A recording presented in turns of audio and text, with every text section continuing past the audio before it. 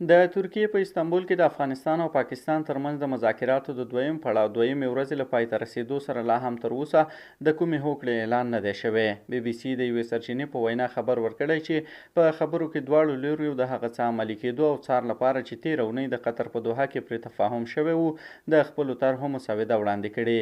د سرچینو په وینا په دې کې د یو او بل پر وړاندې د خپلې خاورې وسلوالو ډلو نه کارولو موضوعات شامل دي. پاکستاني رسنیو بیا د خپلو امنیتي سرچینو له قوله راپور ورکړی چې د دویمې ورځې مذاکرات تر نیمې شپې پورې اوږده شول او پاکستان خپله وروستۍ پریکړه د افغان حکومت استازو ته سپارلې ده. پاکستان ډان ورځپاڼې بیا د امنیتي سرچینو له قوله راپور ورکړی چې پاکستان د افغانستان دننه د دوی ضد وسلوالو ډلو پر ضد د اقداماتو غوښتنه کړې، خو زیاتوي چې په دې اړه کوم پرمختګ نه دی شوی. افغان حکومت تل دغسې تورونه رد کړي او په وار وار یې ویلي چې د افغانستان خاوره به د هیڅ هیواد خلاف نه استعمالیږي.